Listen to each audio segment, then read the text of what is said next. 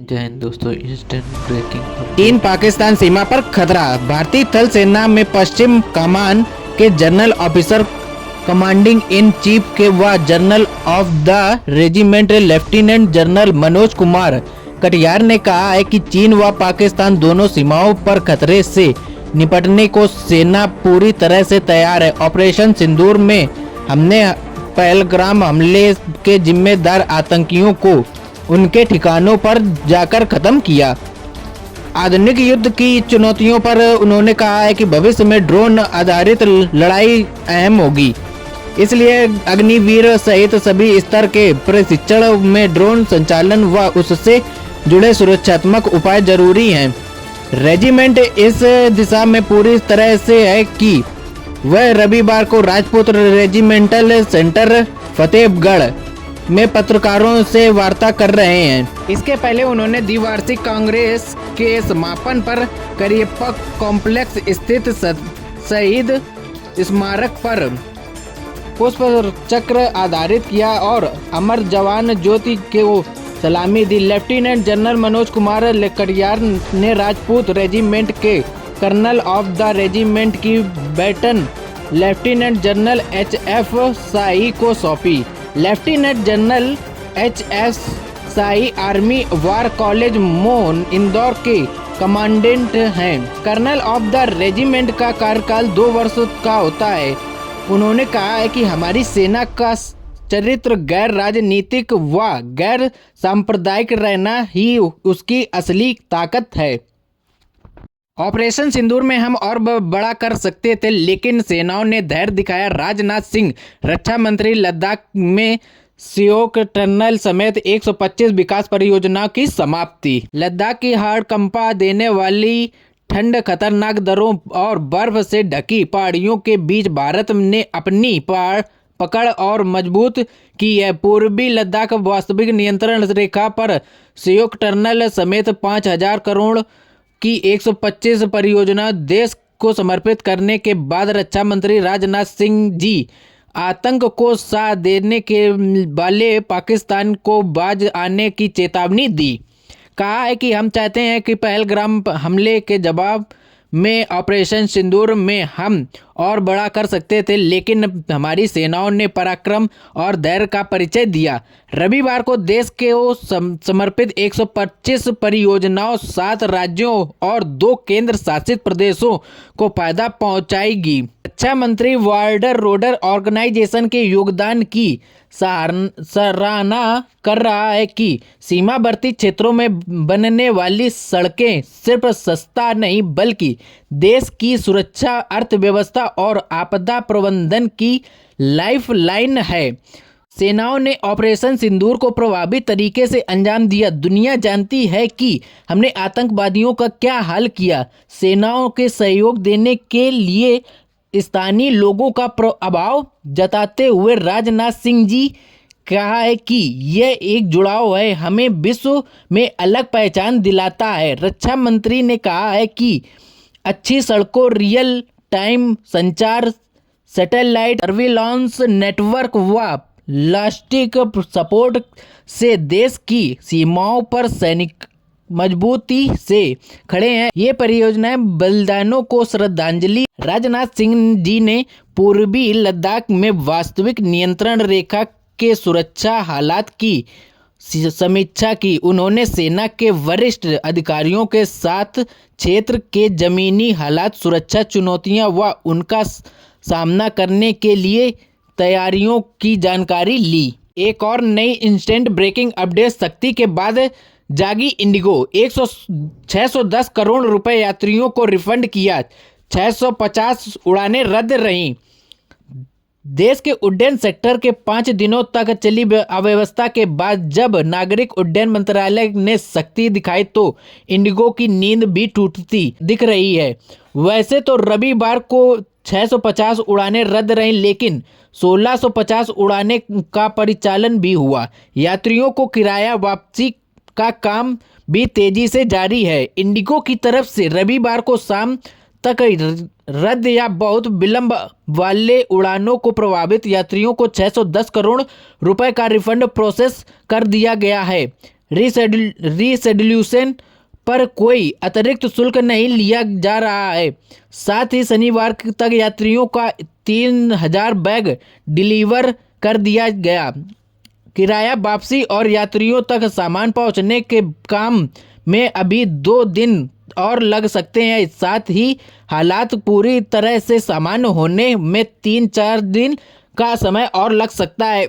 Indigo के अधिकारी ने कहा है कि हम समस्या के तह तक जाएंगे और इस समय हमारा ध्यान परिचालन की स्थिर करने पर है। उम्मीद है कि 10 दिसंबर तक परिचालन स्थिर हो जाएगा। हमारे पास पर्याप्त संख्या में पायलट हैं और किसी तरह की कमी नहीं है। चालक दल की भर्ती पर भी कोई रोक नहीं लगाई गई। उड्डयन मंत्रालय ने कहा है कि विमानन नेटवर्क तेजी से सामान्य स्थिति की ओर बढ़ रहा है। एक दिन पहले सुधारात्मक उपाय किए गए थे, वे हवाई सेवाएं पूरी तरह से सामान्य हो जाने तक लागू रहेंगी। शनिवार को सरकार ने इंडिगो को निर्देश दिया है कि रद्द उड़ानों के टिकटों को रिफंड प्रोसेस रविवार तक शाम तक पूरा कर लिया जाएगा तथा यात्रियों को अलग अलग हुए सामान को 48 घंटों में डिलीवर कर दिया जाएगा। हालांकि विमानन कंपनियों का मानना है कि इतनी बड़ी संख्या में बैगों का निर्धारित समय सीमा पहुंचाना मुश्किल लग रहा है। मंत्रालय के अनुसार 5 दिसंबर को इंडिगो ने केवल 706 और 6 दिसंबर को 1565 उड़ानों का परिचालन किया था। रविवार को लगभग 1650 उड़ानें संचालित करने का अनुमान है। हालांकि सुधार के बावजूद उड़ानों की संख्या इंडिगो को सामान्य उड़ान से काफ़ी कम है। इंडिगो मामले की जांच कर रहे डीजीए की भूमिका पर भी सवाल। संसदीय समिति की बैठक में हितों के टकराव पर चर्चा संभव एयरलाइन अधिकारियों और डीजीए को तलब कर सकती है। सीमित इंडिगो की उड़ानें रद्द होने के बाद से हवाई सेवा की अफरा तफरी मामले में क्या कार्रवाई होगी, इसके लिए नागरिक उड्डयन महानिदेशालय की जांच रिपोर्ट का इंतजार हो रहा है। लेकिन इसी बीच डीजीए के अधिकारियों के रवैये की भी जांच को लेकर आवाज उठाने लगी है। राजनीतिक दलों का मानना है कि इस मामले में इंडिगो ने जिस तरह से रवैया अपनाया उससे आकांक्षा होती है कि कहीं न कहीं सरकारी अधिकारियों का कवच उसे प्राप्त है। लिहाजा संवादित संसदीय समिति में हितों के टकराव को लेकर चर्चा हो सकती है। वैसे परिवहन, पर्यटन और सांस्कृतिक पर संसद की स्थायी समिति में भाजपा सांसद राजीव प्रताप रूडी की मौजूदगी को लेकर भी परोक्ष रूप से सवाल उठाए जाने लगे, क्योंकि वह संसद होने के साथ साथ इंडिगो के पायलट भी हैं। माना जा रहा है कि विपक्षी सदस्यों की ओर से समिति से लूल लिया जा रहा है। हालांकि सभी समिति की बैठक की तिथि तय नहीं है, लेकिन इसके सदस्यों की ओर से संदेश दिया जा रहा है कि अगली बैठक में ही इंडिगो के मुद्दे लाए जाएंगे और हर संबंधित एजेंसियों को तलब किया जाएगा। यदि संजय झा जी की अध्यक्षता वाली 31 सदस्यीय इस समिति के विपक्ष के राजद, कांग्रेस, तृणमूल समेत अन्य दलों के लगभग आधे सदस्य हैं। एक सदस्य ने अनौपचारिक रूप से सवाल उठाया है कि सबसे बड़ी जांच का सवाल तो यह है कि डीजीए और उड्डयन मंत्रालय के अधिकारियों से जुड़े कितने लोगों विमानन कंपनियों में काम करते हैं। यह सीधा हितों के टकराव का मामला होगा और इससे गुरेज नहीं किया जा सकता है कि इंडिगो के ने इसलिए इतना साहस दिखाया है कि आखिरी समय तक एफटीएल के लिहाजा एक सदस्य ने रूडी का भी सवाल खड़ा कर दिया। कहा जाता है कि समिति के सामने यह लाया जाएगा कि इंडिगो का पायलट रहते हुए वह समिति की बैठक में हिस्सा ले सकते हैं या नहीं। समिति की बैठक में किराया और को लेकर एक प्रक्रिया बनाने का भी सुझाव रखा जा सकता है। पेट्रो के अनुसार संसद की स्थायी समिति इंडिगो की उड़ानें रद्द होने के मामले में निजी एयरलाइनों के शीर्ष अधिकारियों और डीजीए के तलब कर सकती है। संसदीय समिति द्वारा विमानन कंपनियों के अधिकारियों, डीजीए और नागरिकों उड्डयन मंत्रालय ने हवाई सेवा के व्यवधान के कारणों से संबंधित नागरिक उड्डयन मंत्रालय से हवाई सेवा में व्यवधान के कारणों और संभावित समाधानों के बारे में स्पष्टीकरण मांगने की संभावना है। अधिकतम सीमा तय करने से किराए में गिरावट। इंडिगो संकट के बीच केंद्र सरकार द्वारा किए गए अधिकतम सीमा तय करने का भी असर दिख रहा है। दिल्ली से मुंबई का हवाई किराया जो एक दिन पहले 11,000 रुपये था, अब वह टिकट बेचने वाली वेबसाइटों पर सोमवार के लिए 6,000 रुपये दिख रहा है। दिल्ली हैदराबाद के अगले 24 घंटे के बीच शनिवार से 20 से 21,000 रुपये था, जो कि अब रविवार को अगले 24 घंटे के दौरान 12,000 रुपये आ गया है। मंत्रालय ने कहा है कि प्रभावित रूटों पर किराया स्वीकार्य स्तर पर आ गया है। देश के अधिकांश हवाई अड्डों पर स्थिति सामान्य होती है। दिल्ली, मुंबई, बेंगलुरु, चेन्नई, हैदराबाद, अहमदाबाद और गोवा सहित प्रमुख हवाई अड्डों पर रविवार को पूरी तरह सामान्य स्थिति रहेगी। इंडिगो द्वारा यात्रियों का लगेज पहुंचाने का काम जोरों से चल रहा है। कंपनियों की तरफ से अतिरिक्त श्रमिक लगाए गए जो हर बैग की टैग देखकर उसे हाथ में छांटने का काम कर रहे हैं। मंत्रालय ने बैग ट्रेडिंग्स और डिलीवरी की प्रक्रिया पर निरंतर निगरानी रखने और यात्रियों का लगातार संपर्क बनाए रखने को कहा है। एक और नई इंस्टेंट ब्रेकिंग अपडेट। एक नई विश्व व्यवस्था की दस्तक। ब्रिटेन के पूर्व प्रधानमंत्री टोनी ब्लेयर जी ने एक भाषण में कहा है कि पश्चिम का राजनीतिक और आर्थिक वर्चस्व समाप्त हो रहा है और विश्व की अगली व्यवस्था कम से कम 2 ध्रुवीय या फिर बहुध्रुवीय होगी। यूरोपीय आयोग की अध्यक्ष रसूला वान डर लेन ने कहा है कि इसमें कोई बुराई नहीं है, क्योंकि इससे पश्चिम और शेष विश्व के बीच सहयोग नए आयाम खुल सकेंगे। गत दिसंबर के तियानजिन एससीओ शिखर सम्मेलन में भाग लेने गए प्रधानमंत्री नरेंद्र मोदी जी ने कहा था कि एससीओ एक बहुपक्षीय और समावेशी विश्व व्यवस्था को आगे बढ़ाने में अग्रणी भूमिका निभा सकता है। उसी सम्मेलन में चीनी राष्ट्रपति शी जिनपिंग जी ने एक विश्व संचालन पहल का प्रस्ताव रखा था और नियामकवाद एवं राजनीति के खिलाफ खड़े होकर सच्ची बहुपक्षीय पर चलने का आह्वान किया। डोनाल्ड ट्रंप ने इस पर तंज करते हुए इसे अमेरिका के खिलाफ साजिश कहा, पर दुनिया भर के राजनीतिकों के इस एक नई उभरती विश्व व्यवस्था की दस्तक के रूप में देखा था। राष्ट्रपति पुतिन जी की भारत यात्रा उसी एक कड़ी के रूप में देखा जा रहा है। ट्रंप ने भारत के साथ 25 साल पुरानी दोस्ती को ताक पर रखते हुए रूस से तेल खरीदने के विरोध में टैरिफ बढ़ाकर 2 गुना कर दिया, जिनकी वजह से भारत का अरबों डॉलर का निर्यात प्रभावित हुआ। बीते कुछ वर्षों में अमेरिका भारतीय वस्तुओं की सबसे बड़ी मंडी बनकर उभरा, जहां पिछले साल 87 अरब डॉलर का निर्यात होता था, जो भारत के कुल निर्यात का करीब 20% है।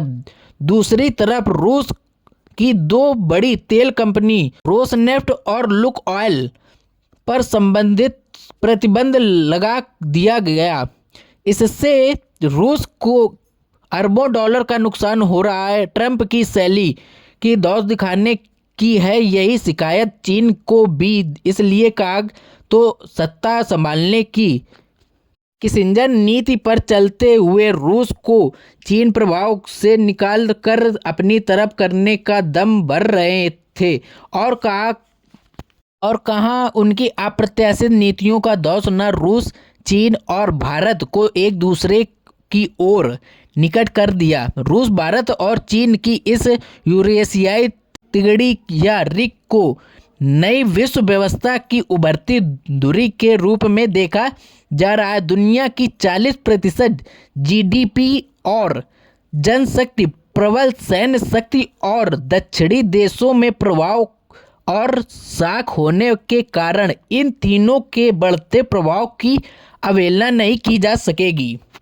आधुनिक चीन के लक्ष्य अपने शताब्दी वर्ष 2049 तक विश्व में राजनीति और आर्थिक शक्ति की धुरी बनकर अपने सांस्कृतिक और ऐतिहासिक कद की बराबरी पर अपना है। ट्रंप की मनमानी नीतियों ने उसका काम और आसान बना दिया है। रूस का लक्ष्य सोवियत संघ के विघटन में खोए वर्चस्व को बहाल करते हुए अपने आभा क्षेत्र का विस्तार करना है, जिसे वह नाटो का विस्तार रोककर यूरेशिया ने अपना प्रभाव फैलाकर हासिल करना चाहता था। उससे यूक्रेन युद्ध अमेरिका और नाटो को चुनौती देकर अपनी सामरिक और आर्थिक धारक को काफ़ी हद तक बहाल कर लिया है। करीब 2.5 लाख सैनिकों और 1200 अरब डॉलर नुकसान के बावजूद उसकी सेना आगे बढ़ रही है, आर्थिक ठप नहीं हुई है और पश्चिमी देश उसकी घेराबंदी में नाकाम रहे हैं। रूस और चीन दोनों अपनी रक्षा तकनीकी और सैनिकों साजो सामान के मामले में नाटो और अमेरिका की तरह आत्मनिर्भरता है। चीनी सामरिक क्षमता की अभी तक रूस की तरह युद्ध के मैदान में परीक्षा नहीं हुई, लेकिन उससे आर्थिक और तकनीकी शक्ति के मामले में ट्रंप को झुकने पर मजबूर करके अपनी शक्ति दिखा दी। जॉर्ज ऑरवेल के उपन्यास 1984 की तरह अभी शक्ति के 3 धुरियां बनती दिख रही हैं और भारत को चौथी धुरी बनने के लिए सैन्य और आर्थिक मोर्चे पर बहुत कुछ करना है, परंतु उसकी जनशक्ति और आर्थिक एवं तकनीकी विकास में संभावनाएं उससे किसी भी नई विश्व व्यवस्था की अपरिहार्य बनाती है। इसी की ओर इशारा करते हुए राष्ट्रपति पुतिन ने भारत यात्रा से पहले दिए गए इंटरव्यू में G7 जैसे संगठनों की प्रासंगिकता पर सवाल उठाया था, जिसमें न केवल भारत और न रूस और चीन कोई भी नई व्यवस्था केवल पुरानी व्यवस्था के विरोध की नींव पर खड़ी नहीं हो सकती है। यह सही है कि ट्रंप के पहले से ही अमेरिका और नाटो की दोहरी नीतियों की वजह से कमजोर और अप्रासंगिक होती जा रही है। विश्व व्यवस्था को अपनी मनमानी और अस्थिरता नीतियों से और छिन्न भिन्न कर दिया है। पहले संयुक्त राष्ट्र की किसी भी संस्था में दिखावे के लिए कोई भी प्रस्ताव रखे बिना ईरान पर हमला किया गया और अब वेनेजुएला के तोपाओं पर हमले कर रहे हैं। यूक्रेन की मर्जी के बिना उसकी जमीन रूस को सौंपकर शांति समझौता लादना चाहते थे। मनमाने टैरिफ थोपकर विश्व व्यापार संगठन को अप्रासंगिक बना दिया। जलवायु संधि, विश्व स्वास्थ्य संगठन और यूनेस्को सदस्यता छोड़ दी, जिसकी वजह से जलवायु परिवर्तन और महामारियों का सामना कर पाने और विश्व धरोहरों की रक्षा कठिन हो गई। अमेरिका ने अपने नेतृत्व में नियमबद्ध विश्व व्यवस्था शुरू की। उसे ट्रंप उसकी लाठी उसकी भैंस वाली व्यवस्था में बदलते जा रहे हैं। इससे चिंतित होकर चीन, रूस और भारत निकट जरूर आए हैं, पर विश्व व्यवस्था को लेकर तीनों के बीच गहरे विरोधाभास रहे हैं। चीन जिहादी आतंकवाद, परमाणु निरस्त्रीकरण और सुरक्षा परिषद में भारत की स्थायी सदस्यता को लेकर टांग अड़ाता रहा है। रूस स्वतंत्र देशों के सार्वभौमिकता और अखंडता के सिद्धांत को ताकत पर रखकर यूक्रेन पर हमला किया और चीन के ताइवान पर हमले की ताक में है। चीन मुक्त व्यापार के नियमों का भी पालन नहीं करता, जिसकी वजह से भारत को भारी व्यापार घाटा हो रहा है। ऐसे में तीनों के बीच नियमबद्ध वैश्विक व्यवस्था पर सहमति कैसे संभव होगी?